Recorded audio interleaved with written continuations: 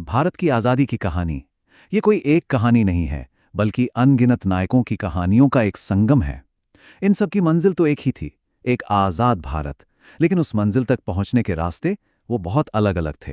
तो चलिए आज इन्हीं रास्तों पर चलकर देखते हैं और समझते हैं कि कैसे अलग-अलग विचारधाराओं ने मिलकर आज़ादी की एक साझा तस्वीर बनाई। तो सबसे पहले ये समझते हैं कि जब हम कहते हैं स्वतंत्रता सेनानी, तो इसका असल में मतलब क्या होता है।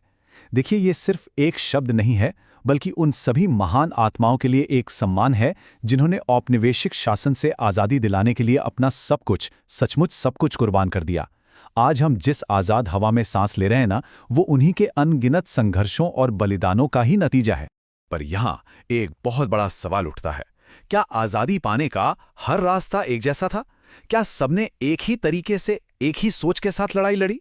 जवाब है नहीं, बिल्कुल भी नहीं। भारत का स्वतंत्रता संग्राम तो विचारों के एक महासागर जैसा था, जहां एक ओर शांति की लहरें थीं तो दूसरी ओर क्रांति की धधकती ज्वाला। तो इस सफर में हम इन प्रमुख रास्तों पर चलेंगे।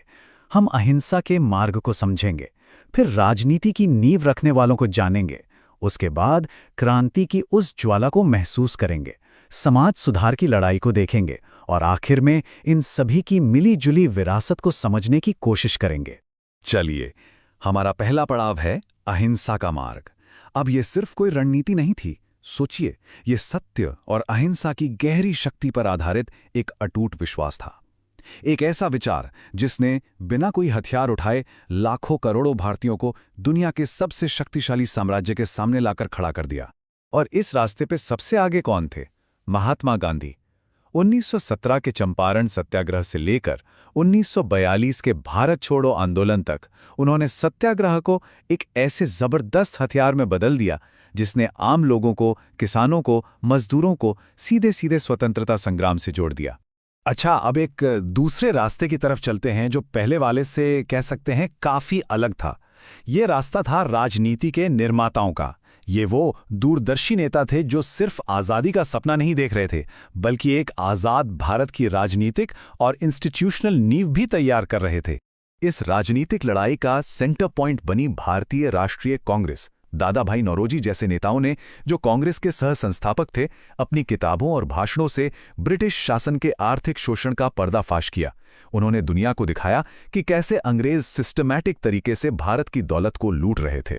लेकिन देखिए, कांग्रेस के अंदर भी सब एक जैसा नहीं सोच रहे थे। जल्द ही दो बड़ी विचारधाराएं उभरकर सामने आईं। एक तरफ थे नरम दल वाले, जो याचिकाओं और संवैधानिक सुधारों के जरिए, मतलब कानूनी दायरे में रहकर बदलाव लाना चाहते थे। और दूसरी तरफ थे गरम दल के नेता, जिनका मानना था कि पूर्ण स्वराज सिर्फ सीधी और मुखर कार्रवाई से ही मिल सकता है। और गरम दल के नेताओं में एक बहुत बड़ा नाम था बाल गंगाधर तिलक का। उन्होंने देश में राष्ट्रीय चेतना जगाने के लिए त्रिसूत्री का एक मंत्र दिया। स्वराज यानी हमारा अपना शासन, स्वदेशी यानी आत्मनिर्भरता, हम अपनी चीजें इस्तेमाल करेंगे, और राष्ट्रीय शिक्षा।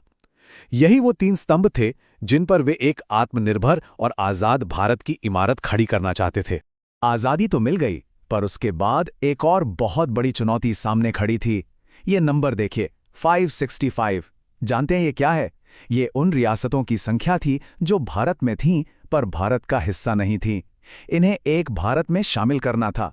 ये एक बहुत ही बड़ा और मुश्किल काम था, जिसे सरदार वल्लभ भाई पटेल ने अपनी राजनीतिक सूझबूझ से पूरा किया और इस बिखरे हुए भारत को एक सूत्र में पिरोया। अब हम एक ऐसे रास्ते पर आ गए हैं जो बिल्कुल आग की तरह था, क्रांति की ज्वाला। ये उन नौजवानों का रास्ता था जिनका मानना था कि आज़ादी भीख में नहीं मांगी जाती, उसे छीनना पड़ता है। वे फौरन आज़ादी के लिए सीधी कार्रवाई में यकीन करते थे। और इस पूरे रास्ते का जो जज्बा है, वो एक नारे में गूंजता है, इनकलाब जिंदाबाद। ये सिर्फ एक नारा नहीं था, बल्कि उस पूरी पीढ़ी की आवाज़ थी जो इस पूरी व्यवस्था में एक क्रांतिकारी बदलाव चाहती थी। और ये नारा भगत सिंह और उनके साथियों की पहचान बन गया। भगत सिंह की जिंदगी भले ही छोटी रही, पर उसका असर आज तक है। उन्होंने नौजवान भारत सभा की स्थापना की, साइमन कमीशन का जोरदार विरोध किया और बहरी हो चुकी अंग्रेजी सरकार को अपनी आवाज सुनाने के लिए केंद्रीय विधानसभा में बम फेंका। उनका मकसद किसी को चोट पहुंचाना नहीं था, बल्कि क्रांति के संदेश को पूरे देश में फैलाना था। इस लड़ाई में भगत सिंह अकेले नहीं थे, जाहिर है चंद्रशेखर आजाद जैसे लीडर्स ने इस क्रांतिकारी आंदोलन को एक संगठन का रूप दिया। उन्होंने हिंदुस्तान रिपब्लिकन एसोसिएशन में सोशलिस्ट यानी समाजवादी शब्द जोड़ा, जो ये दिखाता है कि उनका सपना सिर्फ राजनीतिक आज़ादी तक ही नहीं था, वे एक सामाजिक और आर्थिक रूप से बराबर समाज बनाना चाहते थे।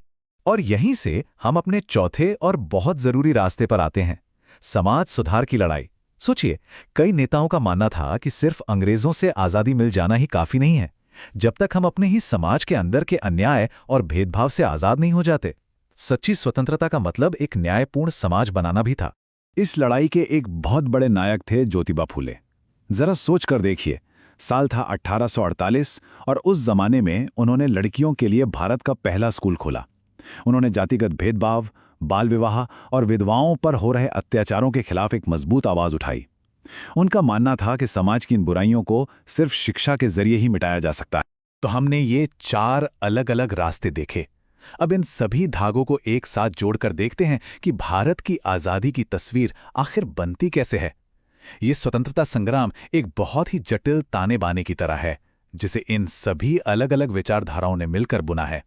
तो एक तरह से देखें तो ये 4 बड़ी धाराएं थीं: गांधी की अहिंसा, कांग्रेस की राजनीति रणनीति, भगत सिंह की क्रांति और फुले का समाज सुधार।